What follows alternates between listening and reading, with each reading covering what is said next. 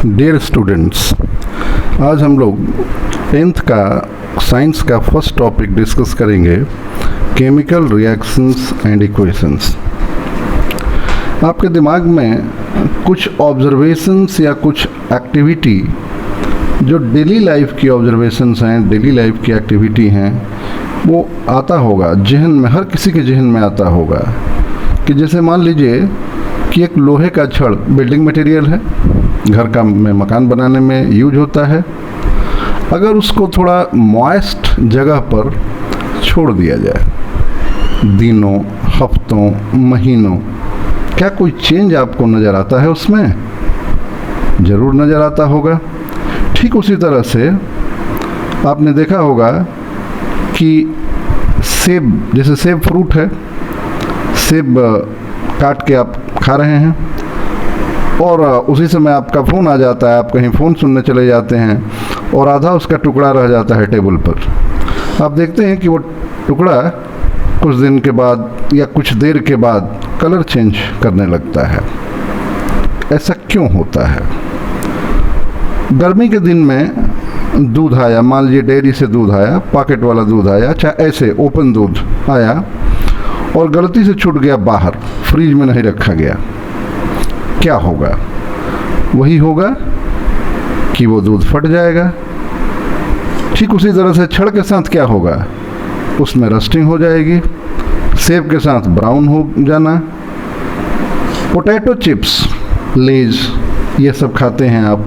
Potato chips अगर packet में से फाड़ के कुछ खा लिए और बाकी छोड़ दिए, 2 दिन 3 दिन के बाद अगर फिर खाएंगे तो पोटैटो चिप्स कुरकुरे तो नहीं रहेगा, उसमें खास तरह की स्मेल आ जाएगी। ऐसा क्यों होता है? ये सब कुछ होता है इस वजह से कि उसमें केमिकल रिएक्शन होने लगता है। और केमिकल रिएक्शन का वजह है कि कहीं ऑक्सीडेशन होने लगता है, कहीं डिकम्पोजिशन होने लगता है। तो डिटेल्स में तो ये सब चीज़ हम लोग बाद में डिस्कस करेंगे ही, लेकिन अब देखिए आपके सामने जो हमने ये रखा है एक शीट, उसमें अभी अभी जो मैंने डिस्कस किया आपके साथ, उसको बिल्कुल बड़ा सिंपल वे में लिखा हुआ है। Have you ever observed certain situations और events that are taking place around you on a daily basis. अब देखिए यहाँ से लेकर के यहाँ तक आप देखिएगा तो यही हमने लिखा हुआ है। Have you ever thought why? ऐसा क्यों होता? क्या आपने सोचा? हाउ, कैसे होता आपने सोचा? अब उसमें ये चारों जो अभी अभी हमने आपको डिस्कस किया, वो चारों सिचुएशंस यहाँ एक एक करके दिए हुए हैं, चारों इवेंट्स यहाँ दिए हुए हैं। और यहाँ आप आगे देखिए, in all the above situations, यहाँ से देखिए, in all the above situations some chemical changes takes place. Then what is a chemical reaction? अब आपसे पूछा जा रहा है कि तो केमिकल रिएक्शन है क्या? तो इसको समझने के लिए सीधे सीधे हम डेफिनेशन पर नहीं आ रहे हैं। In order to make it more clear and easy to understand, we again think of the following activities. क्या एक्टिविटीज लेंगे भाई हम? अब जैसे आप क्या ऑब्जर्व करेंगे, क्या आपको नज़र आएगा अगर आप पोटेशियम आयोडाइड के सॉल्यूशन को लेड नाइट्रेट के सॉल्यूशन में मिला देंगे। लेड नाइट्रेट कलरलेस होता है, कंपाउंड सॉल्ट होता है, PbNO3 होल ट्वाइस। उसमें अगर पोटेशियम आयोडाइड मिलाते हैं, वो भी कलरलेस होता है। तब होता क्या है? 2 कलरलेस सब्सटेंस को मिलाते हैं। ठीक उसी तरह से आप क्या देखते हैं अगर जिंक ग्रैनुअल्स को मिला देते हैं सल्फ्यूरिक एसिड में या HCl में। पहले वाले केस में आपको एक येलो कलर का प्रेसिपिटेट मिल जाएगा लेड आयोडाइड का।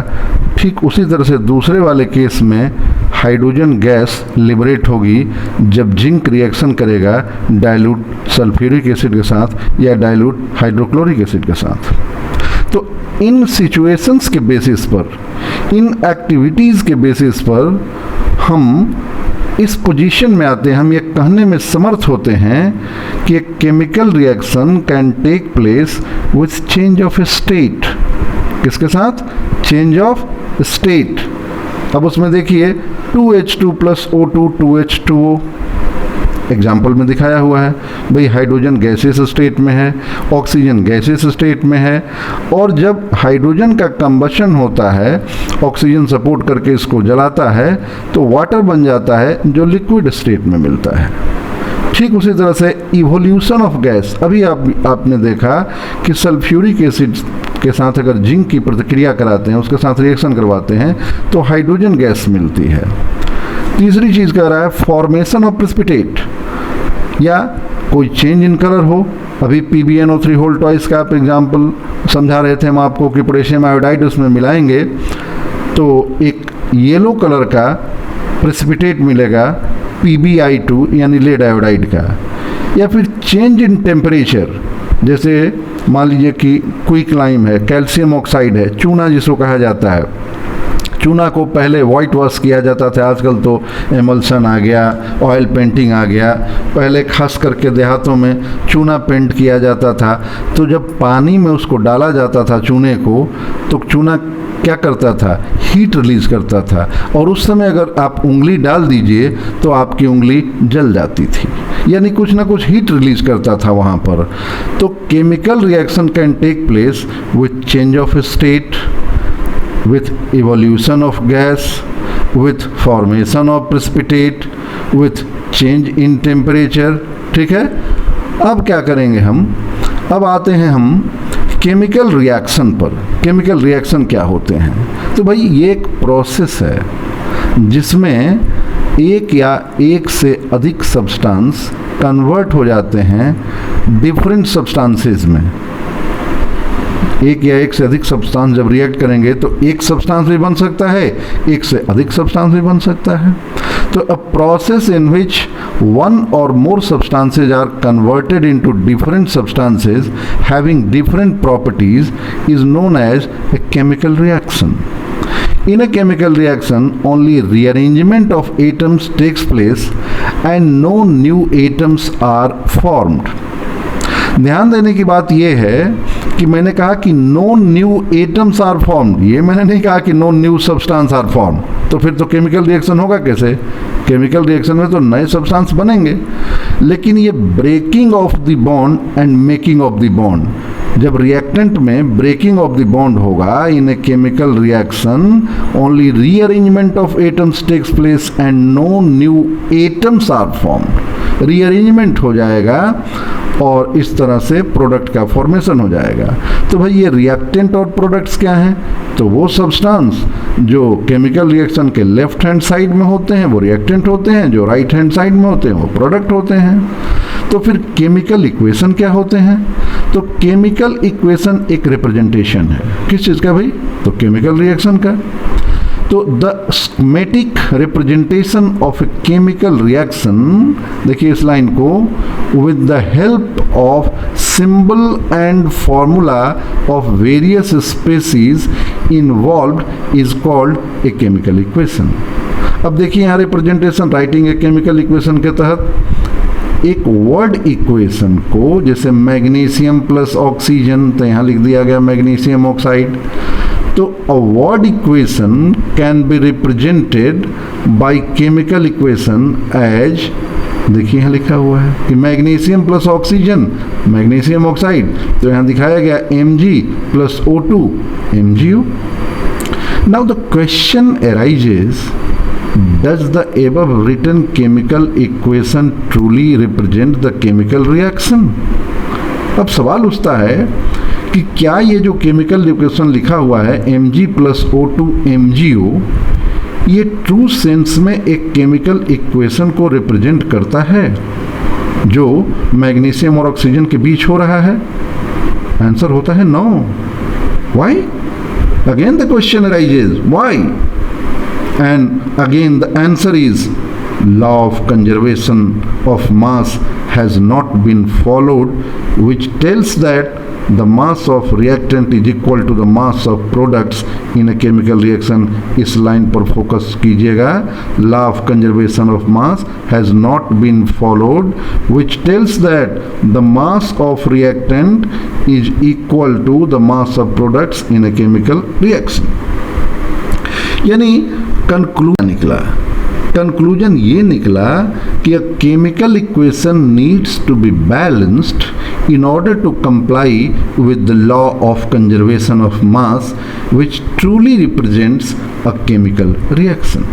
तो देखिए कंक्लूजन यहाँ से पढ़िएगा आगे कि कंक्लूजन में बताया गया कि केमिकल इक्वेशन सही ढंग से रिप्रेजेंट केमिकल रिएक्शन को तभी करेगा जब वो बैलेंस्ड हो।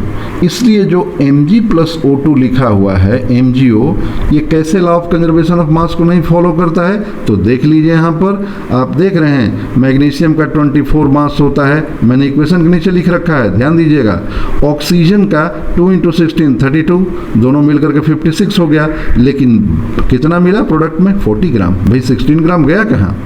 तो इसलिए इस तरह से ये लॉ ऑफ कंजर्वेशन ऑफ मास को फॉलो नहीं करता है और इसलिए ये ट्रूली रिप्रेजेंट नहीं करता है केमिकल इक्वेशन को।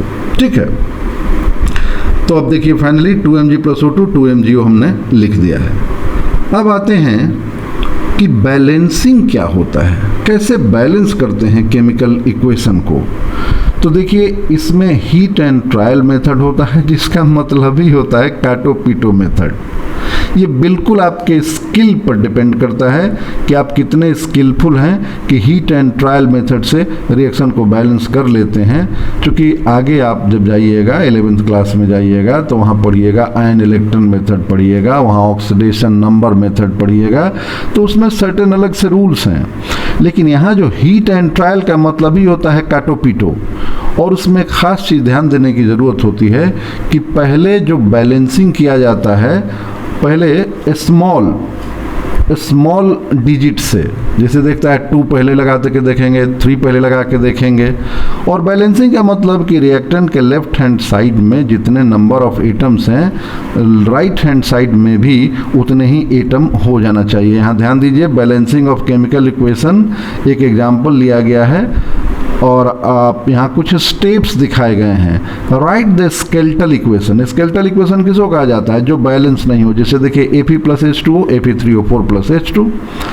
अब दूसरा स्टेप कहता है कि select a compound that has the maximum number of atoms.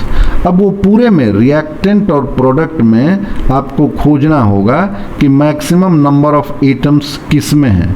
तो देखिए सबसे ज़्यादा Fe3O4 में है, देखिए 4 है ऑक्सीजन, बाकी कोई 4 नहीं है। आयरन 1 है, यहाँ H2O में 1 ऑक्सीजन 2 हाइड्रोजन है, Fe3O4 में 3 आयरन 4 ऑक्सीजन है, हाइड्रोजन में 2 एटम हाइड्रोजन है।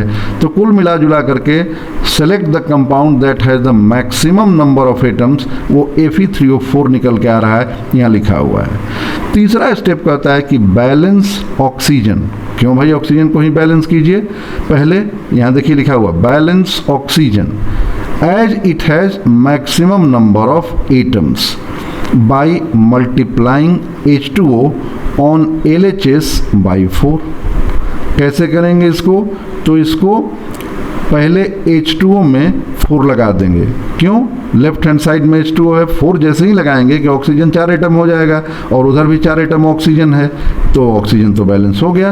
अब कुछ ना कुछ इसमें अनबैलेंस हो जाएगा, तब क्या करना होगा उसमें आगे? तो balance H2 by multiplying H2 on RHS by 4।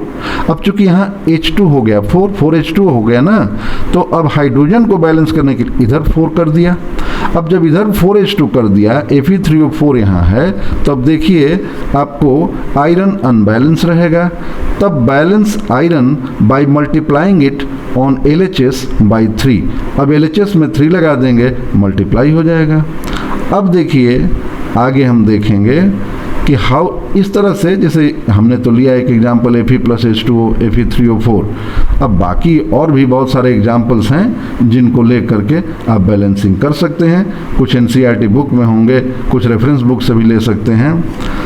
अब कहता है कि how are the reactions classified on the basis of heat changes. जैसे मैंने प्रीवियसली अभी एग्जाम्पल आपको दिया था कि चूना जब पानी में डाला जाता है, लाइम को जब पानी में डाला जाता है और उसमें चूना को पानी में डाल करके तुरंत उसमें उंगली डालिए तो बड़ा मज़ा आ जाएगा, आ जाता है ना।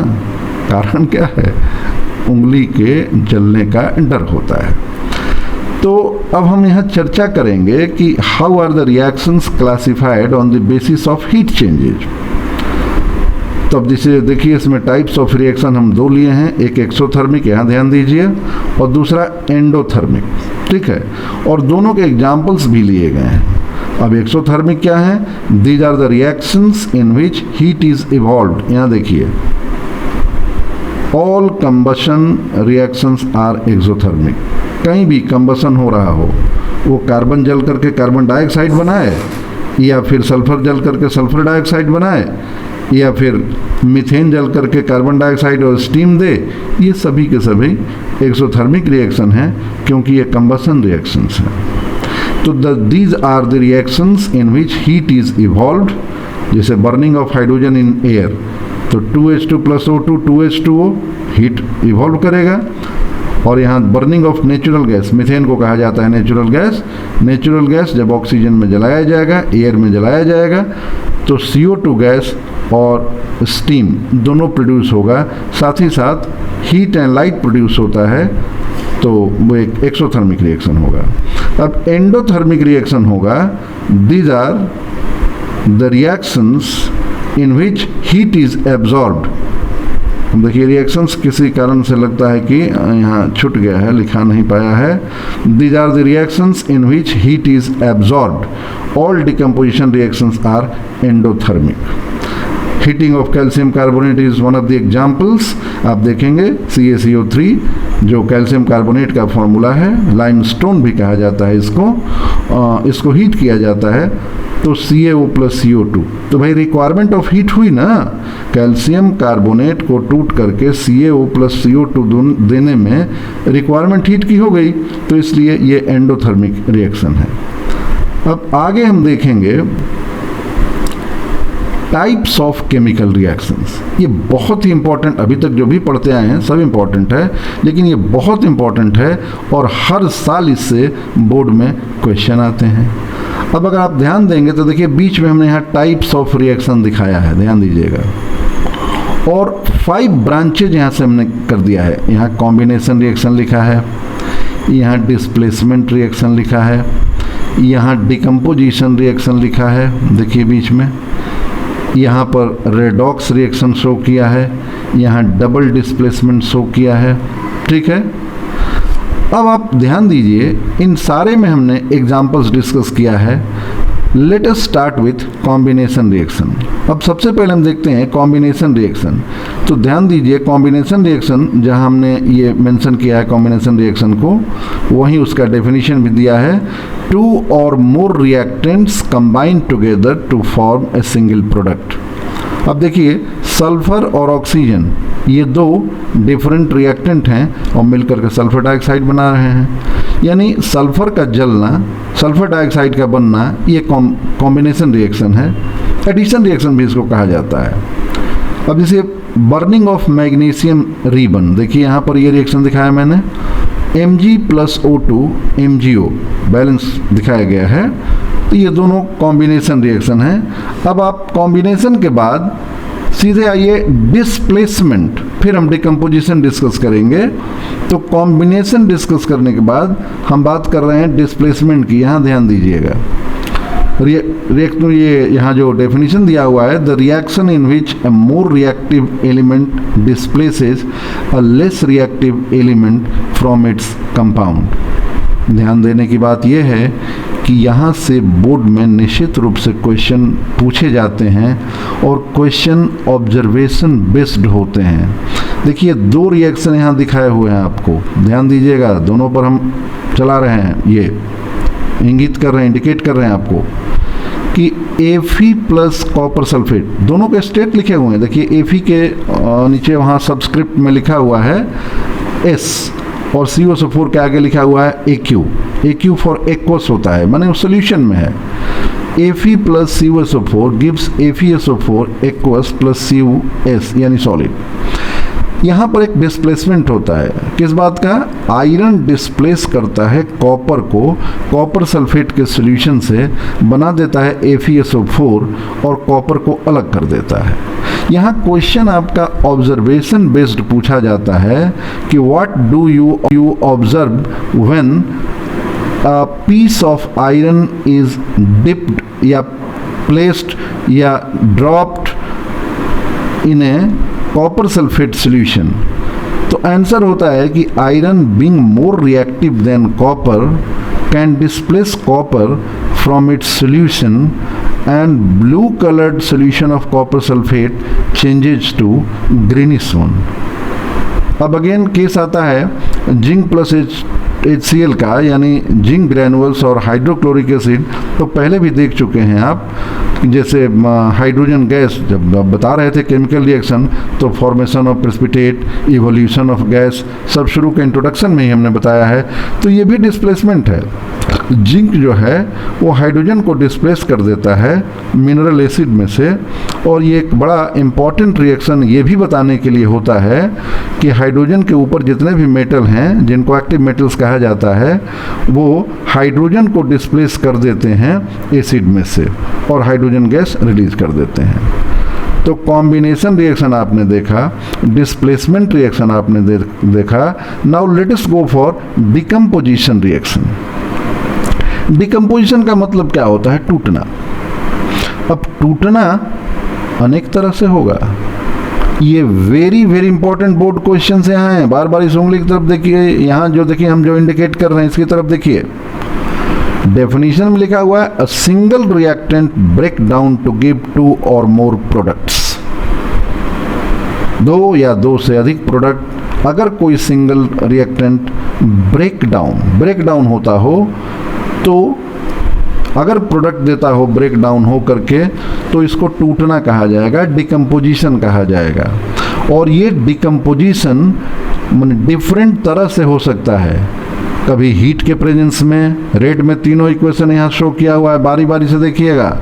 कभी हीट के प्रेजेंस में, कभी इलेक्ट्रिसिटी के प्रेजेंस में, और कभी सनलाइट के प्रेजेंस में। इन तीनों में से एक तो हर साल आना ही आना है बोर्ड में, कोई ना कोई एग्जाम्पल होता ही होता है, इस पर जरूर फोकस करेंगे। तो जो हीट के प्रेजेंस में डिकम्पोजिशन होता है उसको कहा जाता है थर्मल डिकम्पोजिशन। जो इलेक्ट्रिसिटी के प्रेजेंस में होता है उसको इलेक्ट्रिक डिकम्पोजिशन या इलेक्ट्रोलिटिक डिकम्पोजिशन कहा जाता है। इतना ही नहीं, उसके लिए एक सिंगल टर्म भी है, इलेक्ट्रोलाइसिस। ठीक है।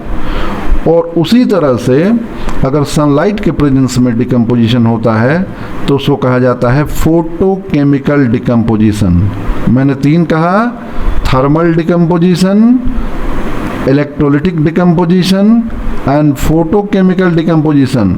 बिल्कुल ध्यान में रखिएगा, भूलिएगा नहीं। और इसीलिए तो ये आपके पास ये PDF में भी रहेगा कि जब आप दोबारा देखना चाहें तो बार बार इसको देख सकते हैं।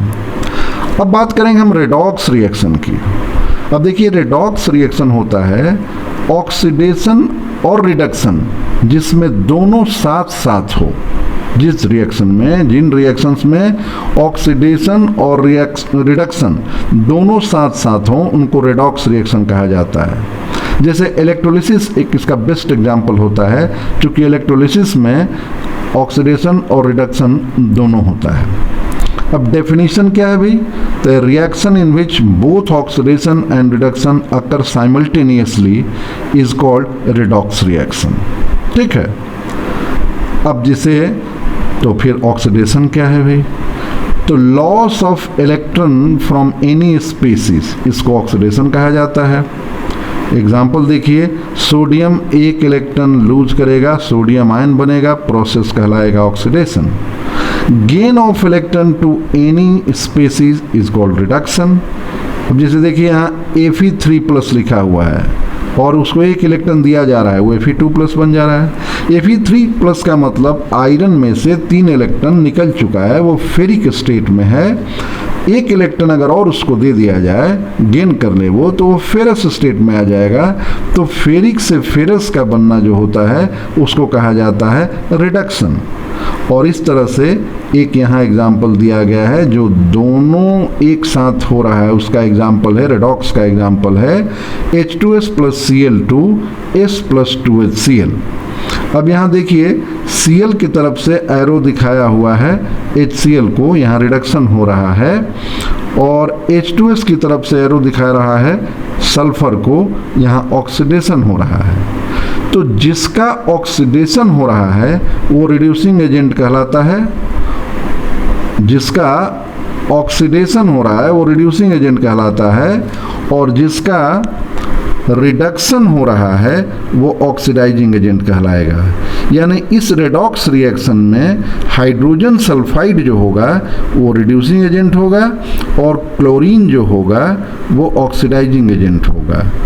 हाँ, रिड्यूसिंग एजेंट जो हाइड्रोजन सल्फाइड है इसका ऑक्सीडेशन होगा, और ऑक्सीडाइजिंग एजेंट जो क्लोरीन है उसका रिडक्शन होगा। ऐसे और बहुत सारे एग्जाम्पल्स लिए जा सकते हैं, जैसे CuO+H2, यहाँ हमने नहीं लिखा है, CuO+H2, Cu+H2O, वहाँ भी क्यूप्रिक ऑक्साइड का में से ऑक्सीजन निकल जाता है, रिमूवल ऑफ ऑक्सीजन वहाँ हो जाता है, तो वहाँ पर वो रिडक्शन हो जाता है। कॉपर ऑक्साइड जो कि एक ऑक्सीडाइजिंग एजेंट है उसका रिडक्शन हो जाता है, और हाइड्रोजन जो कि एक रिड्यूसिंग एजेंट है उसका जैसे कॉपर ऑक्साइड जो कि एक ऑक्सीडाइजिंग एजेंट है उसका रिडक्शन हो जाता है, और हाइड्रोजन जो कि एक रिड्यूसिंग एजेंट है उसका ऑक्सीडेशन हो जाता है। परिणाम होता है CuO+H2 गिव्स Cu+H2O, और ऐसे बहुत सारे एग्जाम्पल आपको मिल सकते हैं। अब देखिए फाइनली हम बात करेंगे डबल डिस्प्लेसमेंट रिएक्शन की। यहाँ पर फोकस कीजिए। The reaction in which two compounds react by an exchange of ions to form two new compounds। अब डबल डिस्प्लेसमेंट, दो बार डिस्प्लेसमेंट हुआ। ध्यान दीजिए, दो इक्वेशन हमने लिया है एग्जांपल के लिए, AgNO3 + HCl gives AgCl + HNO3, BaCl2 + Na2SO4, BaSO4 + 2NaCl। पहले तो आपको सब फॉर्मूला का नाम जानना होगा। जैसे सिल्वर नाइट्रेट है AgNO3, HCl हाइड्रोक्लोरिक एसिड के साथ रिएक्शन करवाया जा रहा है, तो AgCl यानी सिल्वर क्लोराइड का एक प्रेसिपिटेट मिल रहा है, कर्डी व्हाइट प्रेसिपिटेट, और HNO3 कलरलेस स्टेट में सॉल्यूशन में ही रह जा रहा है। दूसरा रिएक्शन है barium chloride plus sodium sulphate. अब देखिए बेरियम क्लोराइड अगर डिसोसिएट होगा तो कैसे डिसोसिएट होगा, barium ion plus chloride ion. अब बेरियम पॉजिटिवली चार्ज आयन है, क्लोराइड निगेटिवली चार्ज आयन है। ठीक उसी तरह से सोडियम सल्फेट अगर डिसोसिएट होगा तो sodium ion plus sulphate ion, sodium positively charge है, सल्फेट नेगेटिवली चार्ज है। अब बेरियम जो पॉजिटिवली चार्ज है वो सल्फेट आयन नेगेटिवली चार्ज से मिलकर के बेरियम सल्फेट बना देगा, और ये प्रेसिपिटेट के रूप में एक इनसॉल्युबल कंपाउंड के रूप में सॉल्यूशन में मिलेगा, और सोडियम क्लोराइड सॉल्यूशन में ही रह जाएगा जो सॉल्युबल स्टेट में होगा। इसलिए देखिए मैंने यहाँ मेंशन भी कर दिया है कि ये double displacement reaction usually occurs in solution and one of the products remain insoluble. बेटा यहाँ छूट गया है इनसॉल्युबल लिखना, दैट इज कॉल्ड प्रेसिपिटेट। ठीक है, तो इसको कर लीजिएगा, और इस तरह से ये आपका केमिकल रिएक्शन टॉपिक करीब करीब मैंने इसमें मैक्सिमम चीज़ कर दिया। अब थोड़े बहुत क्वेश्चंस वगैरह कर लेंगे तो ये आपका अपना हो जाएगा। Thank you.